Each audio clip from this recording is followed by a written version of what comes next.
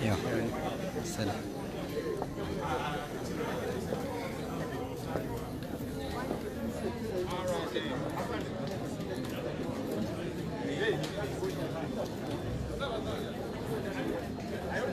Ekikazi ekyenyuma okuwana ate olina guno naye ekyo wano oli kutufeera tukonekitingi.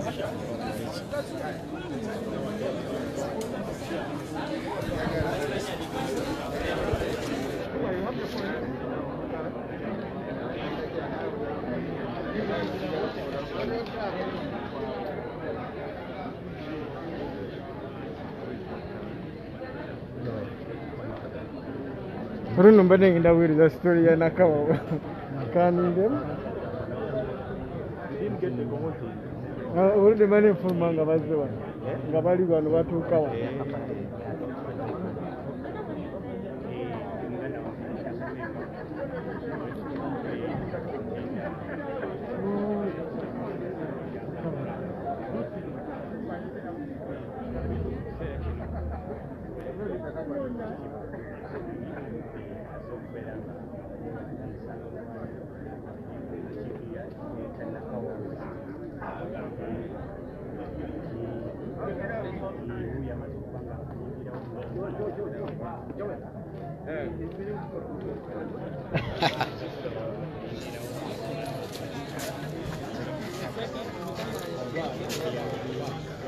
All right. Yes, yes. Yes, sir. Ghetto TV. Soko babuzeeko.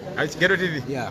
Muna Ghetto TV tuyingiddewo tuze batunominating wano kubanga Naganda bali bagala nkyukakyuka mu State House, nkyukakyuka mu Parliament, yonna twagala tugogoleyo. So twesobola tugamba ng'abavubuka ebintu bino tubisobola, tulina obyenyigiramu, tulina okwekkiririzaamu buli ngeri. Wali abagenda ne bagamba nti ate kati Bakyagulanyi Senyonyi temulina experience, ne weebuuza bo batandika bate? Batandika nga ffe. So naffe kati kiyingire kuba kati bo balina experience ate nga bingi ebibalemye, balina bye bakoze for all this while, naye ate bingi ebibalemye. Kati naffe ne twesobola ne tuyingirawo ng'abavubuka ne tugamba nti naffe tusobola okubyekwatiramu bino ebintu, tusobola okwekyusiza eggwanga lyattu embeera eterere kye tuliko wano leero.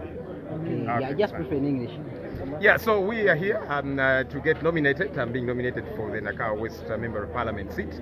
As young people, it's high time we began to believe in ourselves. All right, let's not listen to the naysayers who will say you don't have experience and all these different things. You keep wondering, by the way. So this thing called experience, those guys that are asking us about experience, how did they begin?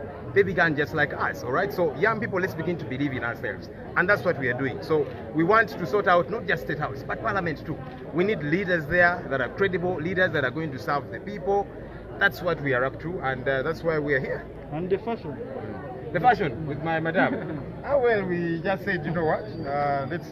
so somebody gifted me this attire, actually, because Honorable Chakulanyi has such an attire.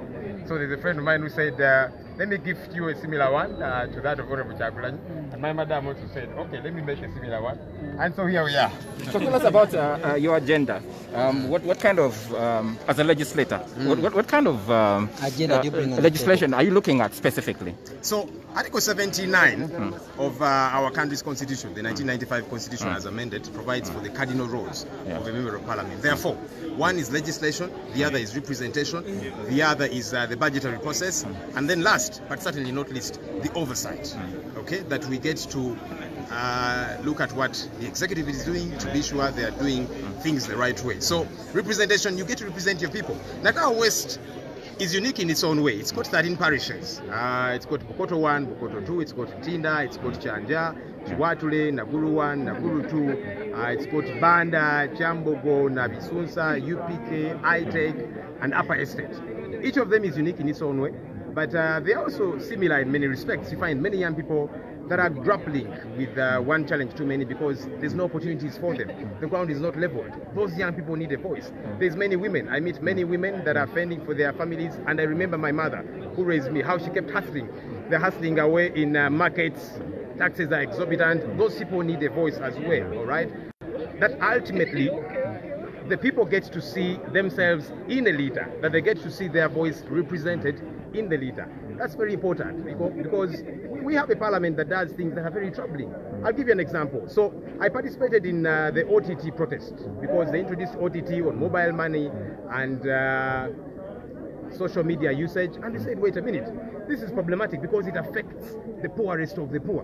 Okay, mobile money is used by the poorest of the poor. Why are you doing this? And we said, no, this law that you're passing as legislators is problematic. Mark you, the very legislators that passed this law found it to be problematic. They did not want to pay OTT themselves. They passed a budget to say, the taxpayer, after you have paid OTT for yourself, pay for us too.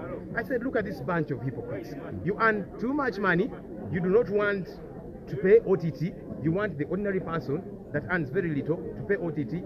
It's ridiculous. These things have got to change. We need people in that August House that care about the ordinary person. That's what we are about. Thank you. Thank you very much. Good luck. Thank you. Yes, Father. abaali bagero TV beebuuza lwaki mu bakandidate bonna abanuupu ono bw'osazeewo okufuula ow'enkizo.